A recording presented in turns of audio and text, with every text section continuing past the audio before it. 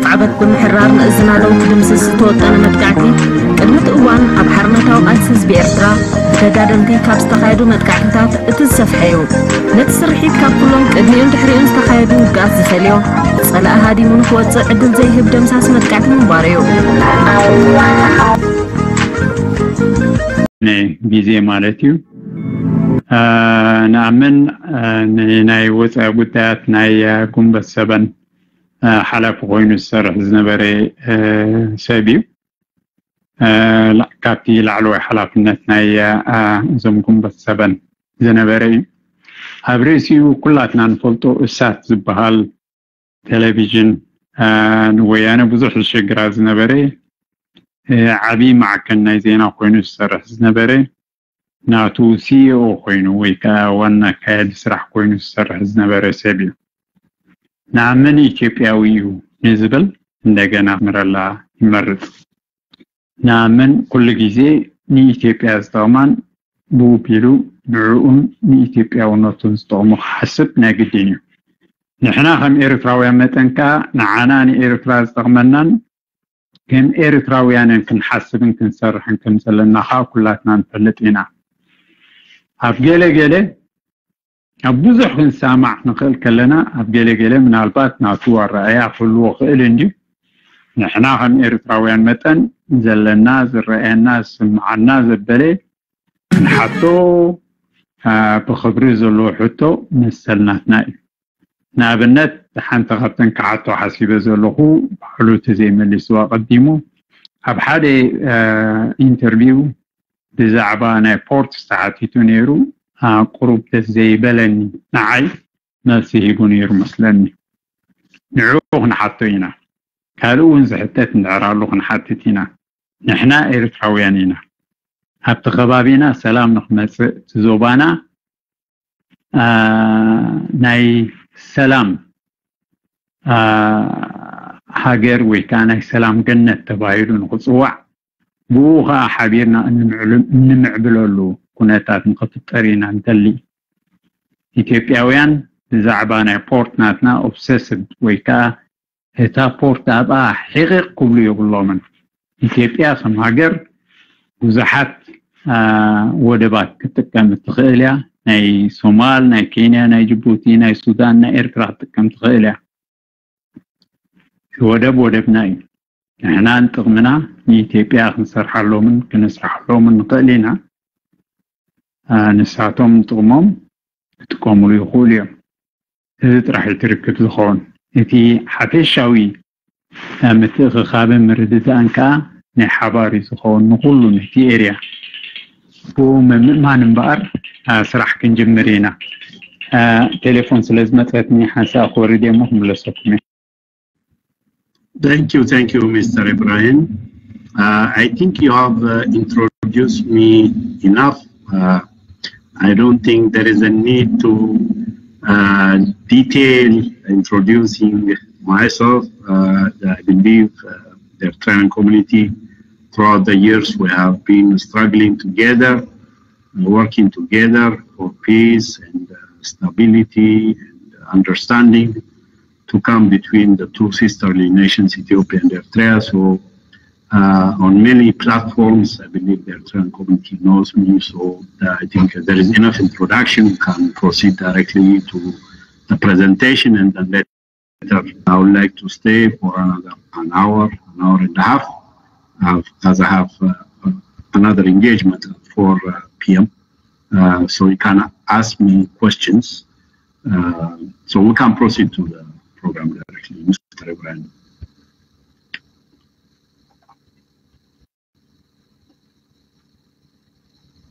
Thank you, Naaman. You can go ahead and proceed. We appreciate for you coming here. I hope this will be not the end of you coming here in our room, but this will be the first one, and we hope to see you again and again.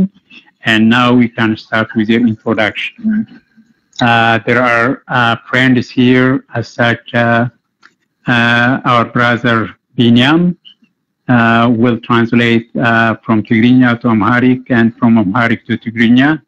And as you know, there are so many languages spoken in Eritrea. If there are people who are going to ask in Arabic, I will intervene myself, and in English we'll help each other and we'll translate it for those who have some difficulties understanding English. And please proceed. Thank you so much. Thank you so much again. First, I would like to express my profound appreciation for inviting me today to EPLF Ertran Unity worldwide online platform. Please accept my warm greetings to you all who are present. And also, I would like to express and reaffirm my enduring love for the people of Eritrea and respect for its leadership, which I believe has many qualities that others do not appreciate, or many others. I would like to also express my appreciation to Mr. Ibrahim. He is the one who contacted me to request my presence today on this platform. I would like to thank him again. Today, I would like to highlight and give perspective on the situation in Ethiopia, what unfolded for the past 2 years, which the organizers have given me to prepare my presentation for today. I would also comment on the state of relationship between Ethiopia and Eritrea after the peace agreement reached back in 2018. Let me start with giving you a perspective of what's going on in Ethiopia, what has happened in the past 2 years. It's very important to have clarity. I'm sure most of you are concerned, as I heard, about what has been going on in Ethiopia, especially after the assassination of Hachalu Hundessa and the crisis that followed in the violence. So I would like to start from back 2 years ago and then give the main highlights, the process up to the current situation. As you know, Prime Minister Abiy Ahmed came to power, heralding an era of change, openness, and freedom. For Ethiopia, it was a watershed moment, welcomed by all those who struggled for and desired change after 27 years of unprecedented plunder and terror by the Oyanis. It marked an end of an era, so to speak. Upon assuming power, PM Abiy used his pulpit as the head of government to convey messages of unity, reconciliation, and forgiveness. As we all recall, his message of solidarity and coming together was encapsulated in his catchword, Madamma, which he elaborated in a book laying out his governing philosophy for Ethiopia. Under his leadership, more than 40,000 political prisoners were freed. Political organizations previously outlawed, including patriotic Gimbot 7, where I served as a member of the executive committee and head of the foreign or external wing of the organization, were allowed to return back to Ethiopia, and exiled dissidents around the world were welcomed back. Hitarito banned media organizations, including the exiled media outfits like the Ethiopian Satellite Television ISAT, which I served as executive director from 2010 to 2015, and still serving as one of the 13 ISAT board members. The Oromo Media Network, OMN, managed by Jawar Ahmed, Mohammed, and many other media organizations opened their offices in Ethiopia and starting operating from Addis Ababa elsewhere around the country. Basically, a very hopeful opening of the political space and freedom of the press. The Prime Minister is also credited for reshuffling his cabinet to achieve gender parity. Such critical portfolios as the Ministry of Defense, the Office of the Attorney General, the Ministry of Peace, which oversaw the Federal Police and National Intelligence and Security Services, are now held by women, although the Defense Ministry has changed a few months ago. Wazaro or Ms. Maaza Shenafi and Ms. Burtukan Medeksa, with a track record of advocacy for women's rights and democracy, were appointed to head the Federal Judiciary and the National Election Board. Ethiopia's first woman president, Sahle-Work Zewde, was also elected in 2018. Furthermore, PM Abiy introduced legal and institutional reforms for more political freedom and democratic space.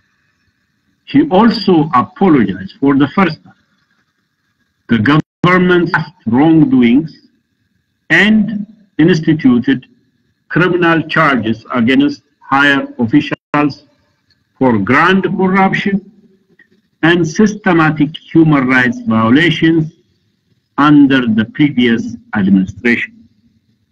Dr. Daniel Bakala, a prominent human rights advocate, was thrown in prison by the police in the aftermath of the infamous 2005 rigged election, was also appointed as the head of the Ethiopian Human Rights Commission.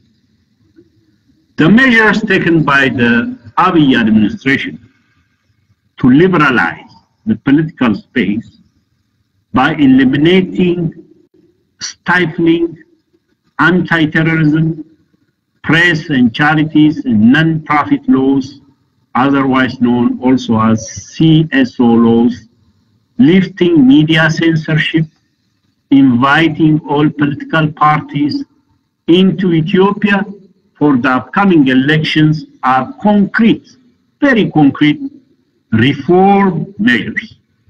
Furthermore, appointing a new leadership of the National Election Board, Burtukan Medeksa, as I said earlier, and reforming the judiciary to demonstrate that the process of institutionalization and of the liberalization and democratization process in Ethiopia is well. As you well know, he also took the initiative to make peace with Eritrea, ushering a friendly and peaceful relationship since that bloody war which broke out 2 decades ago.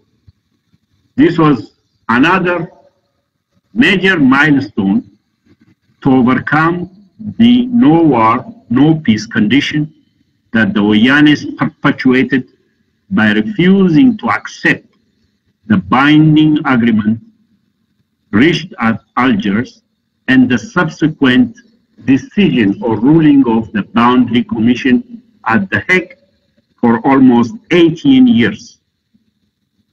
Although most of these reforms were welcomed by majority Ethiopians, there were still pockets of discontent and grievances.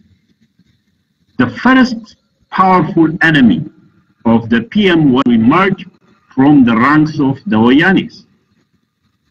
The former intelligence apparatchiks and former senior leaders of the Wayane in charge of the coercive apparatus responsible for systematic human rights violations. They were the first to emerge as his opponents. This clique was also engaged in massive plunder of Ethiopia's resources and were the cause of, and they were of course very unhappy to lose control of a kleptocratic state system which they controlled for almost 3 decades. This cabal, the Wayane cabal, were disproportionately concentrated within the TPLF, which was the nucleus and the most dominant force within the ruling EPDRF, as we all recall. Weakened by sustained and widespread protests, as well as internal divisions, the TPLF or the Wayanes were blindsided by the resignation of the Prime Minister Hailemariam Desalegn as chairman of EPDRF and the election of Dr. Abiy Ahmed to the leadership of the front in the early 2018. By all accounts, the Wayanes fought tooth and nail to have Hailemariam replaced by anyone but Abiy Ahmed. By the way, we had a very good stream of intelligence about the internal power struggle within the EPDRF, which we shared as G7 with the government of Eritrea. Dr. Abiy's rise to the helm of the party and the government made an end to the dominance of the Wayane, the TPLF. Despite their best efforts, the Wayane bosses were outmaneuvered, and he was elected to chair the EPDRF and assumed the premiership.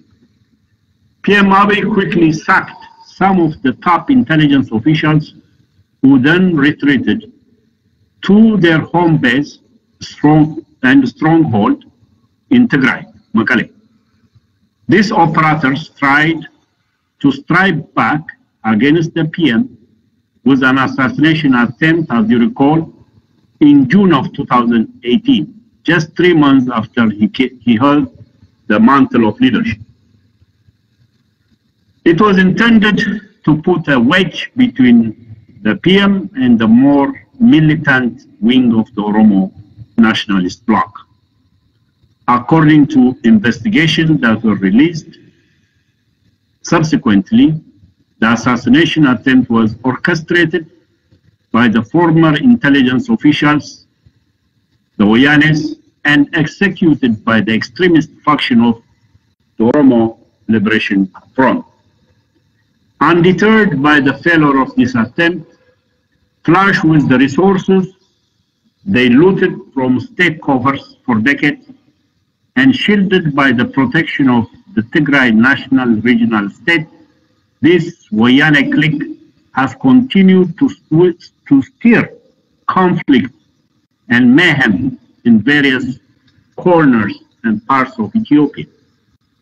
Thanks to the salience of ethnic politics that has been institutionalized by the Wayanes during its 27 years of divide and rule, it was easy to fund ethnic division and hatred. This well-funded, shadowy network of the Wayanes was working hard to make the country ungovernable. They were sponsoring conflicts, funding and arming militant ethnic groups and elites. They left no stone unturned in the past 2 years to make Ethiopia ungovernable and chaotic. It is true that the animosity that the former Wayane intelligence officials have towards the PM has no bounds, but their actions were not exclusively motivated by grudge. I'm sure you have seen the repeated media appearance of the Wayane bosses railing against Abiy and his government, the Siyu Masvans, the Sabahats, the Taklabrahans, the former chief of INSA, they're present ranting on Tigray and other media platforms repeatedly, not to mention their poster boy, Getachew Reda, unbridled and continuous vitriolic attacks against the Prime Minister at every turn and media appearance. There is another dimension to the Wayane's opposition of the PM and his government, and the sabotages of all kinds that have been hatching and organizing. It has also to do with calculation of self-interest on the part of the Wayanes. The harder it becomes for the PM to govern the country, the less likely that he will be able to bring to justice the fugitives, the thieves, and the criminals holed up in Mekelle. So, instability and chaos in the rest of the country, they calculated, would sap the resolve and strength of the central government.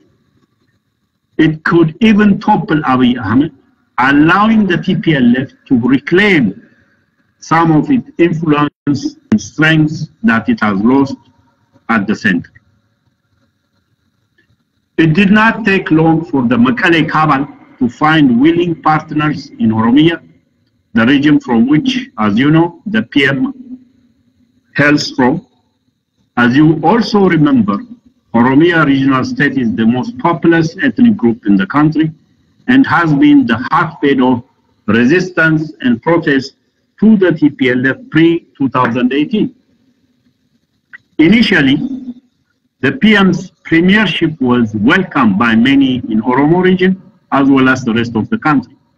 It was considered as a fruit of the struggle of the Oromo people and as a fulfillment of their aspiration for greater voice and influence at the center.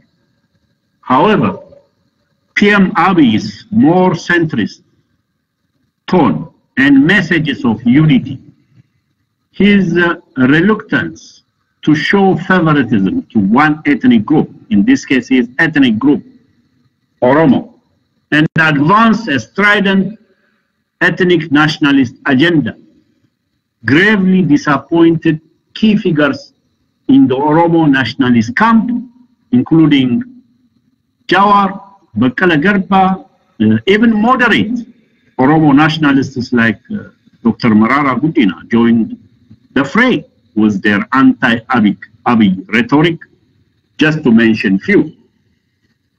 In diaspora too, the senior Oromo nationalist intellectuals have been rallying and virulently attacking the PM and his administration. You know them, some of them, they appear on Tigray Media House and on OMN. No need to name names. Furthermore, when the PM pushed for the dissolution of the party he chaired, the Oromo Democratic Party, and spearheaded the establishment of a multinational pan-Ethiopian movement called the Prosperity, the merger of ethnic parties which were members of and affiliates of the EPDRF, the former ruling coalition. Disappointment turned into a virulent and toxic opposition from quarters, deceivingly calling themselves so-called multinational federalists, including the Wayanes. But the irony is this: the basic concept of federal government is that it is about shared rule and a democratic system whereby individual rights and minority rights are upheld, protected, and respected. But these necessary and sufficient conditions for federalism did not exist in Ethiopia under the so-called federal system pre-2018, which the Wayanes instituted to divide and conquer various ethnic groups with their hand-picked vassals and viceroys mostly venal and corrupt inept cadres, not representing the ethnic region or the populace where they came from, but representing themselves. These were the people who ruled the so-called federal regions. In reality, there was no federation or federal arrangement. Wars its sold in Ethiopia. It didn't exist. Without democracy, you cannot have federalism. That's why the argument of the Yoni about them being true champions of federalism and Abiy accusing Abiy of being unitarist or Ahadawi, and that of those who parrot the Oyanes, some extreme ethno-nationalist Oromo groups, they are absurd because federalism, the essence of federalism is shared rule. You cannot have a meaningful federal system without having democracy. So the logic is, if there was no democracy, there was no meaningful federalism in Ethiopia. What you had, as I say, were the people who were handpicked by the Oyani. In fact, the Oyani installed their own senior cadres in each region to actually do the ruling, not these elites from Amara or Oromo and other regions. They were TPLF senior cadres appointed as the real power were in the hands of these cadres in various regions instead of the elites from ethnic groups who are members of the PDRF. That was the reality in Ethiopia. So that's where the absurdity of the argument about federalism versus non-federalism lies. Now, the more militant wing of the Oromo nationalist camp, as I said, viewed the Ethiopian state as a problematic proposition that could be accepted only after the federal state makes several concessions to address their grievances. The demands for historical, cultural, and economic justice and inclusion championed by Oromo nationalists range from claiming the ownership of the capital city, Addis Ababa, to demands such as the designation of Afan Oromo as a federal language, which is fine. I think there is no problem or even argument against making Afan Oromo a federal language. I'm just telling you what their demands are. So the individuals and others in Oromo ultra-national camp nevertheless felt that the PM Abiy has not done enough to address these demands. That's where the problem starts. By forming a pan-Ethiopian party as he did, the Prosperity Party, they started accusing him of abandoning or relegating the Oromo nationalist causes.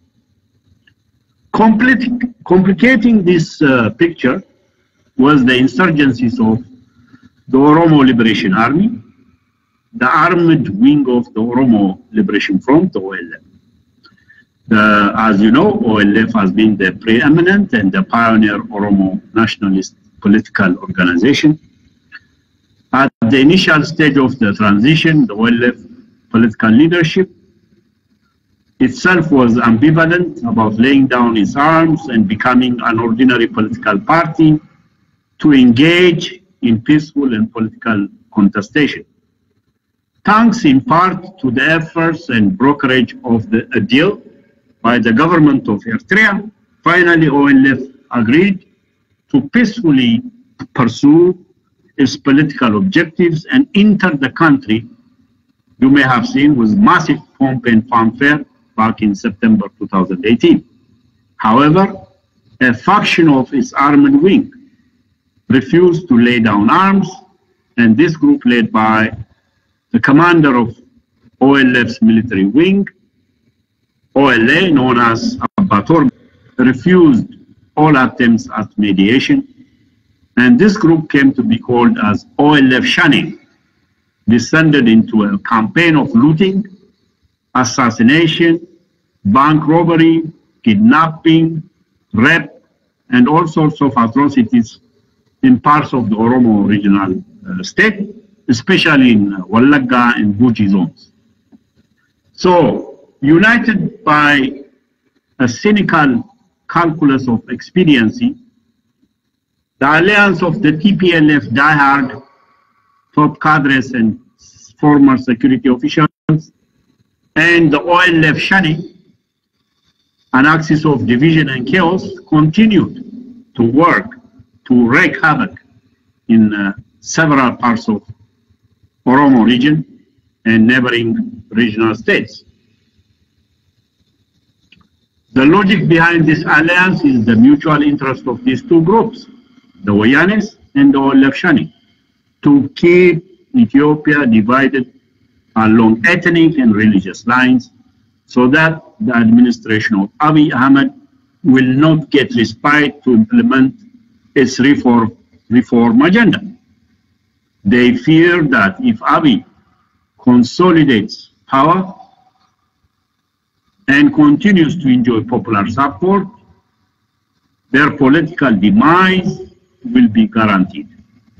This axis of chaos and destabilization is hell-bent on causing mayhem and conflict in as many parts of the country as possible, with the objective of triggering a violent response from the federal government, distracting it from economic and political reforms. One cannot overestimate the challenge this malignant alliance poses to the administration of Abiy Ahmed. If his administration tolerates violent shenanigans of such groups, exposing the Ethiopian public to their terror, destruction, conflict, carnage, they unleash, it will become complicit in their wrongdoings through its failure to act to protect public safety and security. When it responds to their crimes through law enforcement and military operations, it is perceived as resorting to the autocratic practices of the past. In fact, many Ethiopians accuse Abiy Ahmed of being more of a preacher than politicians. You may have heard that. Because he was tolerant and in some instances, many instances of ethnic conflict and violence, not proper and proportionate measures were taken. There are those Ethiopians who accuse the Prime Minister for not protecting public, not doing enough to protect public safety and security.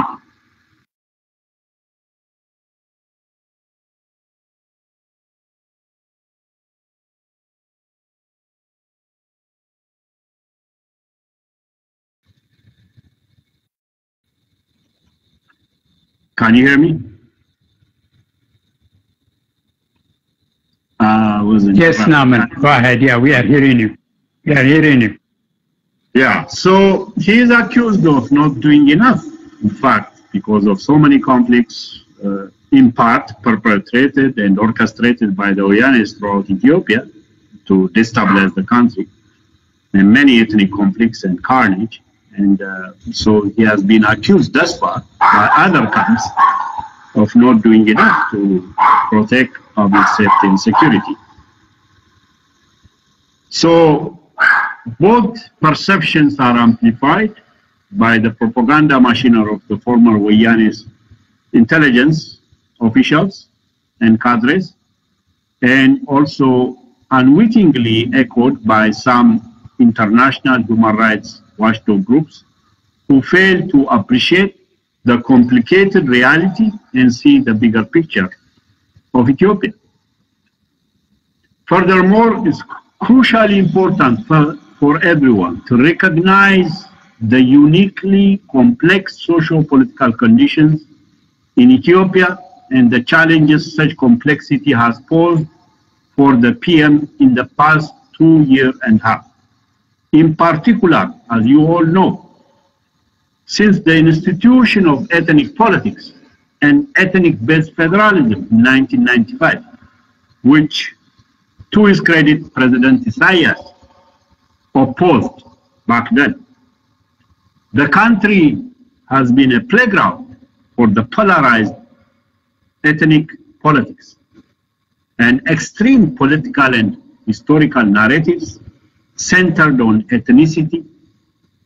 After the reform, the opening of the political space, such narrative, extreme narrative of ethnic grievances and by political forces were exploited, and they came out open, aggressively, with prescriptions to the end game of the reform process, ranging from those who advocated adamantly defending the status quo of ethnic federal arrangement, and those who called for appending the existing federal arrangement, and those even further advocating suspension of the constitution and institutionalizing a martial law in the country. So all kinds of forces aggressively using the opening of the political space to aggressively pursue their agenda, extremist agenda, unworkable agenda, unrealistic agendas that aggravated the tension and the conflict in the country. All these salient features, however, have not been properly appreciated by many Ethiopians as well as the international media, who simply, try to accuse the PM of failing to do this and that, while the problem is that of complexity and many actors on the political stage with divergent and all kinds of agenda. So that has to be taken into account to understand what has been going on in Ethiopia. So, for instance, inter-ethnic violence. The media have provided context when they covered, the international media. I'm sure you have read them even recently. One important context is the fact that there were factors, many factors, aggravating and putting limits to the reform process, which started after Abiy came to power, as I said earlier. What we have witnessed in Ethiopia, following the opening of the political space and freedom of expression, is a simmering grievance of all kinds and latent conflicts previously suppressed by brute force by the Oyanes, coming out into the open. Inter-ethnic conflicts have been claiming the lives of hundreds, destruction of places of worship, mosques, churches, houses, businesses in several localities in many regions of Ethiopia. Due to this simmering, previously pent-up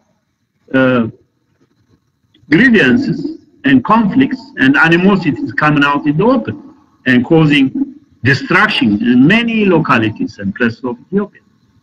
So part of the problem is a 3-decade-old, full-blown institutionalization of identity and ethnic politics that has intensified the level of mistrust and animosity between the various elites, pursuing an ethnically centered mass mobilization for their political aims. So what happened these past months, as you have followed? We witnessed the telltale signs of an impending project of ethnic cleansing in the Oromo region, where more than 200 civilians, innocent civilians, were massacred in a massive outburst of violence following the assassination of the famous Oromo artist Hachalu Hundessa, as you have followed. Innocent lives in the Oromo region, summarily labeled as Naftanya, which is a code word really for Amharic speak, if not Amhara ethnically, but those people who are primarily speaking Amharic, they may be Gurage or Amhara, even Oromos, were targeted and gruesomely murdered by Oromo vigilante groups, and their properties were vandalized and destroyed. It has now become abundantly clear that these atrocities were directed and incited by Oromo extremists who have been spewing hate propaganda and is inciting and using various forms of social media and media outfits such as the Oromo Media Network and the Tigray Media House themselves. As you all recall, the Ethiopian government announced that the murder of Hachalu was planned and executed by OLF, Shene and the TPLF in unison. But what did some of the extremist Oromo nationalists came on media and say? No, it is Abiy Ahmed Naftanya, quote-unquote, regime that is behind the assassination of the government. And then they change their stories, even say Ertran commandos were the one who assassinated Hachalu. And then one of them, the senior guy, the professor, came on Tigray Media House. He said, no, they don't know who is behind the assassination, but it is a political assassination. So they're contradicting themselves left and right to cover up their own hijacking the situation, using the situation to incite violence in Ethiopia, to incite disgruntled, unemployed, and poor young people in Oromo region to rise up against non-Oromos who are living in the region.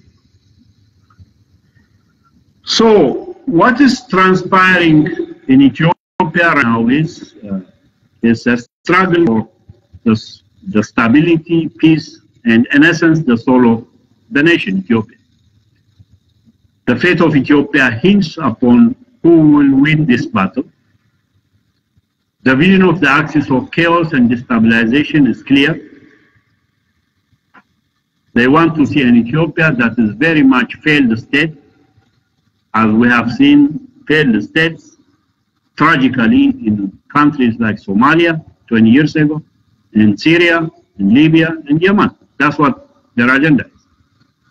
And de facto chief spokesman for this axis of chaos, Getachew Redda, has said recently the relationship of the government of the regional state of Tigray and that of the federal government, I mean, government should emulate the situation in neighboring Somalia. This vision is to see the Ethiopian state extremely weakened, dismembered, and the central government dissolved into a loose confederation of ethnic fiefdoms led by regional warlords. Such a situation would suit them simply fine. They can even, out of this, exercise dating and succeed in creating their so-called Tigray state. This would enable them to avoid accountability and enjoy their ill-gotten wealth in the security of their ethnic enclaves. But for the most Ethiopians, for majority of Ethiopians, and for the region, this is not a viable option, but a road to sure hell on earth.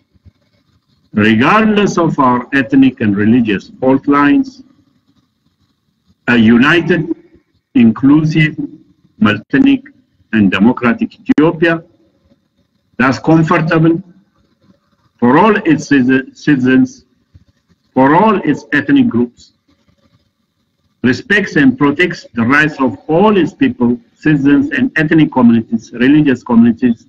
This is the best bet for our collective prosperity, security, freedom as Ethiopians, and also for the region. So the administration of Abiy Ahmed should remain steadfast in its commitment for economic and political reforms.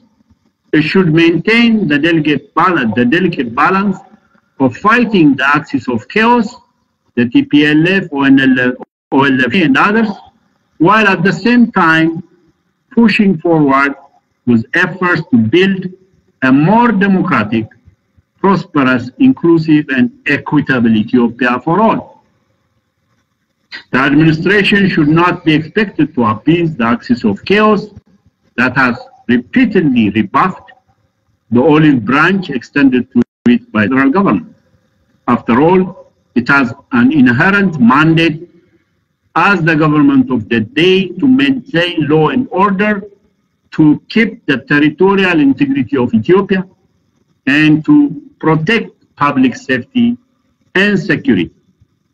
So the axis of chaos must not get traction. They must be dealt with without any equivocation and ambivalence.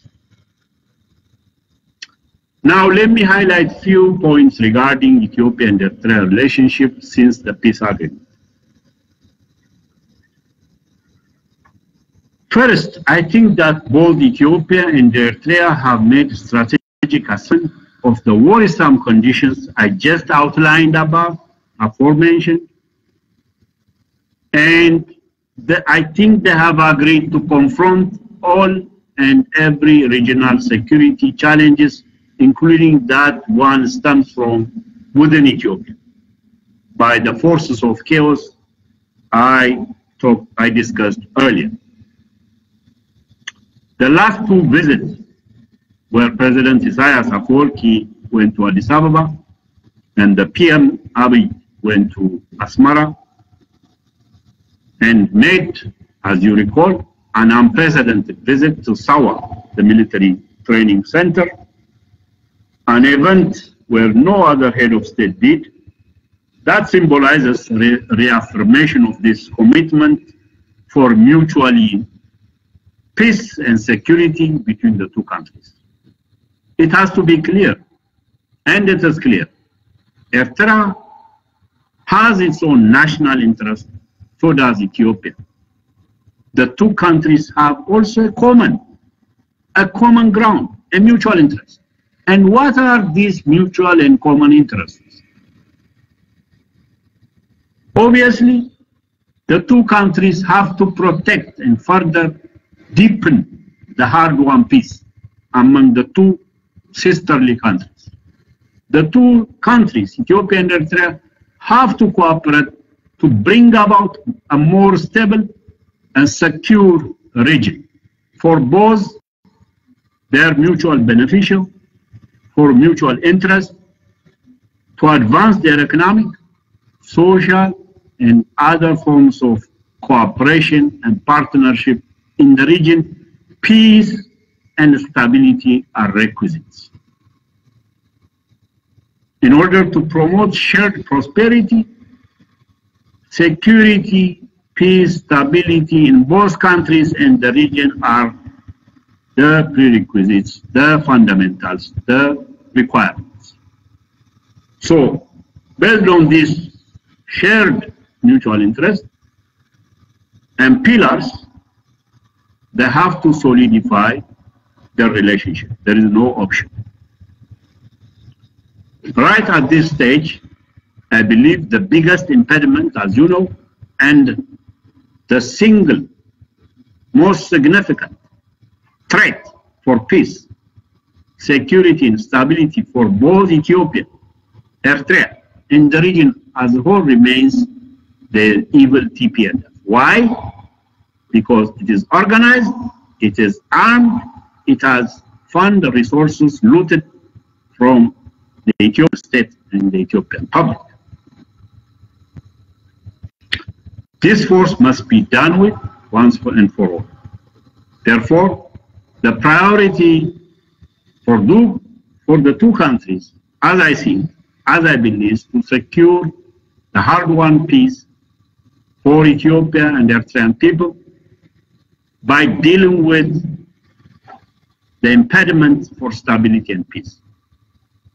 And we should all be cognizant of and vigilant that TPLF and its associates of destruction are working to reverse this hard-won peace between Ethiopia and Eritrea. The same goes with economic and trade issues. As it stands, what is standing in front of deepening, broadening, and materializing this economic, trade, and other forms of partnership?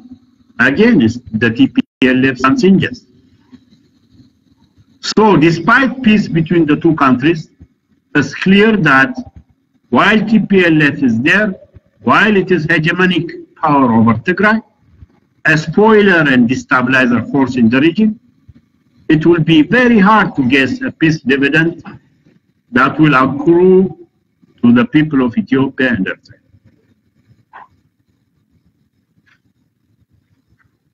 The same thing with the border agreement. Why it's not being implemented? I'm sure most of you asked this question. Who is the impediment? The answer is very clear. So, I believe in the past 2 years, the relationship between the two countries has registered a progress. More could have been done. More could have been registered. I know and I understand that there are many complementarities. There is synergy between the leadership, a very good chemistry, I believe, and I know to a degree. And there will be in the future tests and hurdles between the two countries, but I am confident the relationship will blossom and even become stronger. So we need to support this process. Both Eritrean and Ethiopian people, we need to support the process, although there are big challenges, as I discussed and presented earlier. Having said that, let me make 3 important points and I end my presentation. Number 1, both Ethiopia and Eritrea need to institutionalize the relationship through ministerial committees, task forces regarding economic, trade, security, other frameworks. Number 2, it's understandable that some might consider, there are people, all kinds of people who comment that the current relationship is fragile because we don't know the details, etc.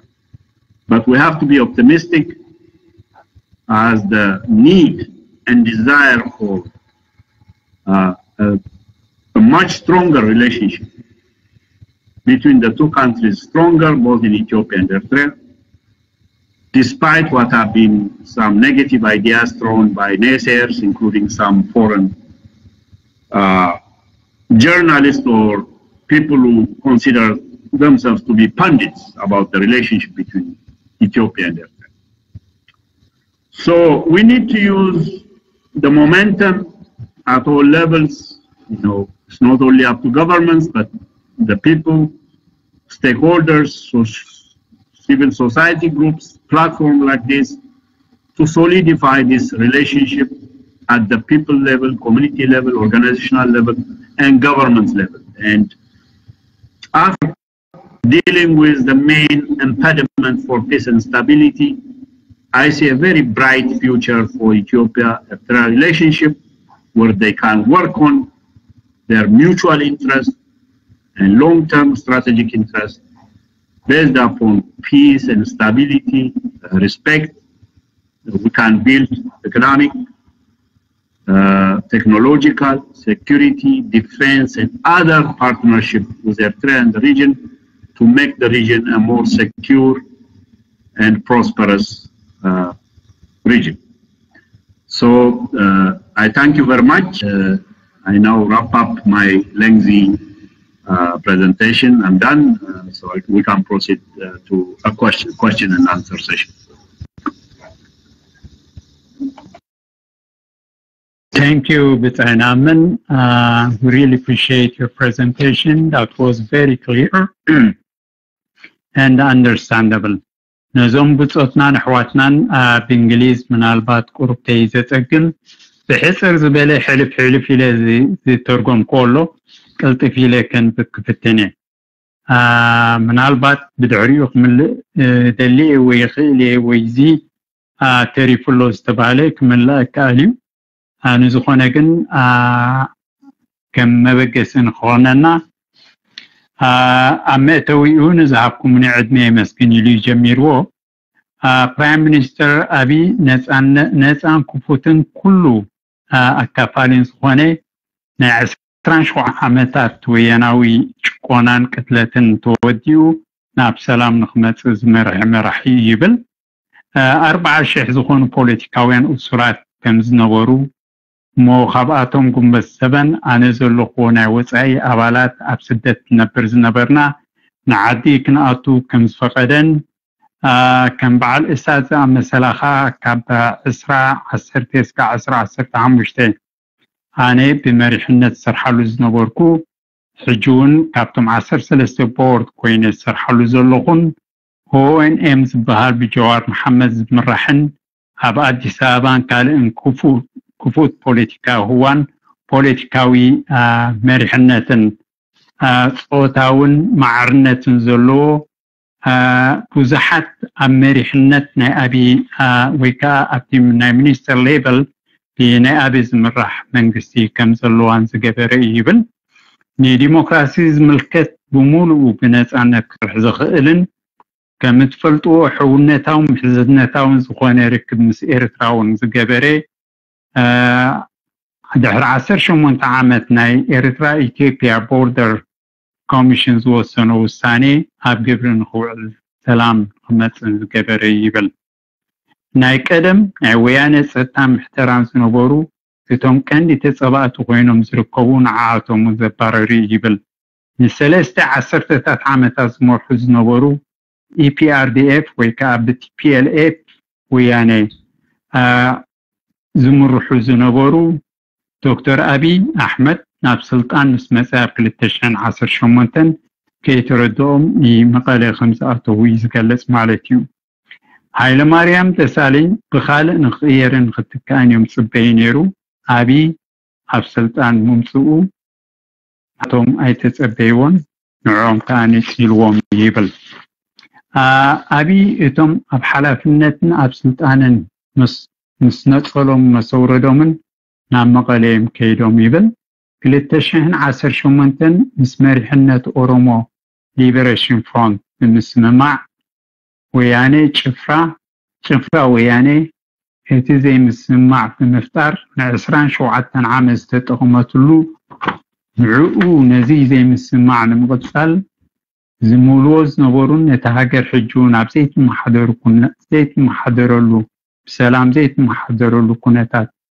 ንምፍጣር ይሰርሑ ነይሮም እዮም ይሰርሑሉ እውን ኣለዉ እቶም ናይ ጸጥታ ሓለፍቲ ወያነ ዝገብርዎ ኩሉ ስራሓት አንጻር አብይ ብበዓል ስዩም ስብሓት ተኽለ ብርሃን ዝገብርዎ አንጻር አብይ ብፍላይ ከዓ ናታቶም ሓድሽ ኩርኩር ዝኾነ ጌታቸው ረዳ ዝገብርዎ ዘለዉ ጸለመታት ንኹላትና ርኡይን ፍሉጡን እዩ ዝገብርዎ ዘለዉ ሳቦታጅ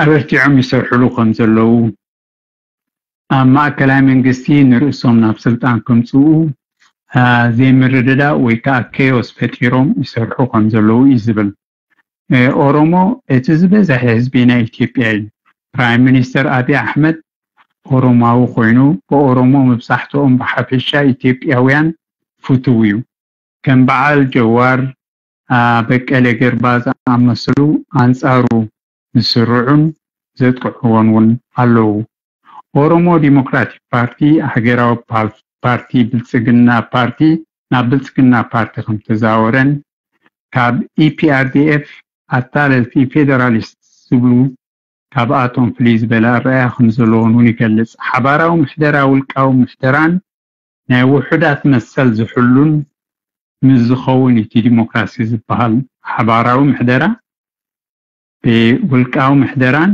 ናይ ውሕዳት መሰል ዝሕሉን እዩ በሓቂ ወያነ ከም ዝብልዎ ፌደራሊዝም ብዘይ ዲሞክራሲ የለን ወያነ ዝብልዎ ግን ፌደራሊዝም ዲሞክራሲ ዘይብሉ እዩ ሓባራዊ ምሕደራ ኣብ ዲሞክራሲ ዝተመርኮሰ እምበር ብመሪሕነት ወያነ ዝተመርጹ ተለጠፍቲ ክኸውን ኣይክእልን እቶም ሚሊታንት ወይ ከዓ እቶም ኦሮሞ ፌደራሊስት ጋቨርንመንት ንኽህሉ እኒ አብይ አሕመድ ጸጥታ ዝገብርሉ አዲስ አበባ ናይ ኦሮሞ ክኸውን ኣሎ ዓፋር ኦሮሞን ሃገራዊ ቋንቋ ክኸውን ኣለዎ ዝብል እዩ እቲ ቋንቋ ዝብል ብፍላይ ንዓይ ይብል ከና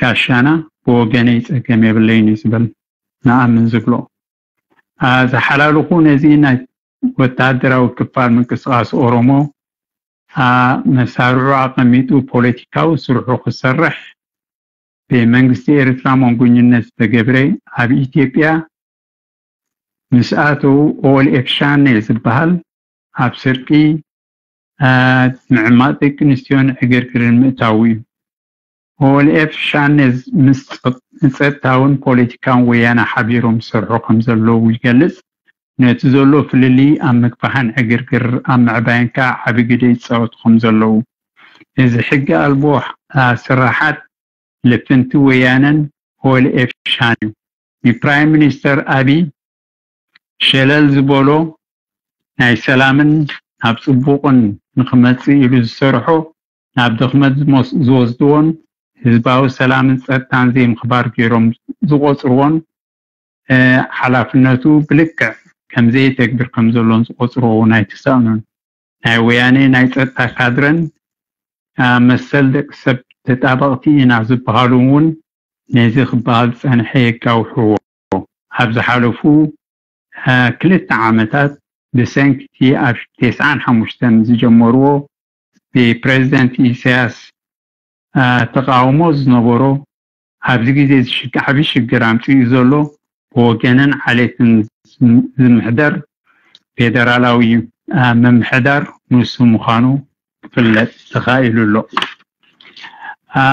فوزحاتنا كل وجنات كسحبهم زخالهم موت يتيرولو زولو نسو ازي بي ويانز تسرحي فيدرالاوي ممحداري ني برايم مينستر أبي كفتسمو زبقو اي فتسمنا لو زبلو هلو أبي نبسلطان ممسو نخلو شجرات مفتاح مساجة كريستيانات كالوتن زنبرة زي مرددات أبحاد عد بمسبابن بمرددان زنبرة ناي 13 عمتات تسرحلو سلقتات وقناوي سرعاتن نولكاو ربحاتاتن نتي سلقي سقاب مسنات تكسب هبسي حوز نبرة نعون مبرعانن انت سرحقا ويانا بأنصارون كله استبهالك سرحلو دحر مسنح سنيحون هاتشالو مقتال زباتحي اكي قبري بيزخا استقبري مطفا نبراتن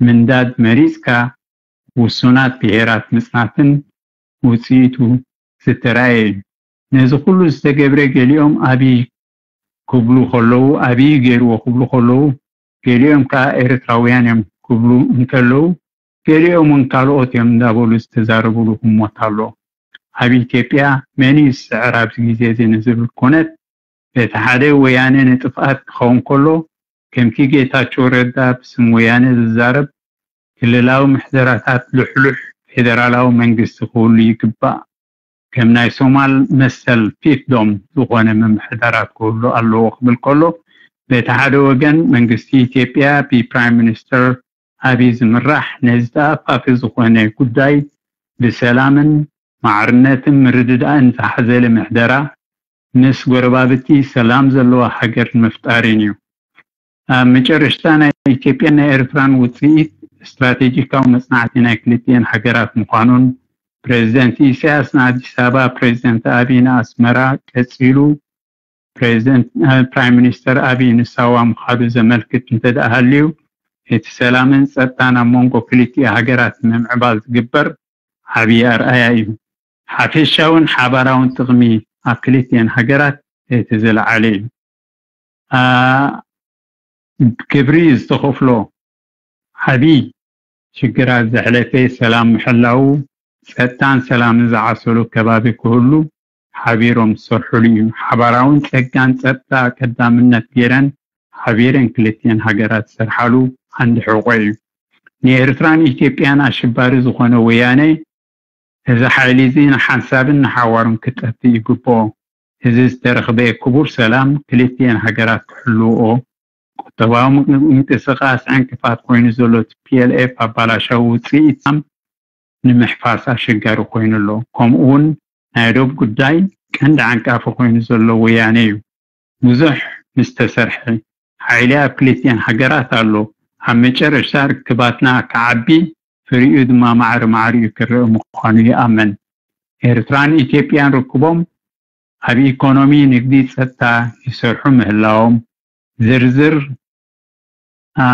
زي فلتنا زبلو أيسانو نخونو انتو غونيقن دول زمدنا كليتيو هاقرات كمزلو بخالو زبهال بزي قدس حزبن هاقراتن كليتيان حزبن كليتيان هاقراتن نتقند انكفات كوينو زلو مستفي أتزلع على ترزو خمس بتصح يتأمامن يبل بحصر زبالي بسعين أمن مو ودي اللغو كابز قتلنا نحطون مسن كناتينا بو مسرت ني باولوس كوبي باولوس نتوبتاك مرحي معريو بينيام بتقرينيان إذا حتى تحطو كيت شجرنا بقانقوانا بتن ملقوغنا حتى تنخيلنا بينيام بقانقام حرينيا مليخو سلزارب نسوق ترجمالنا خمس خيل بمردة بات بساي نأمنون بيام حرينيا غير نخجلت ناس أمخان بزاي كات أمخذكرو مرزمو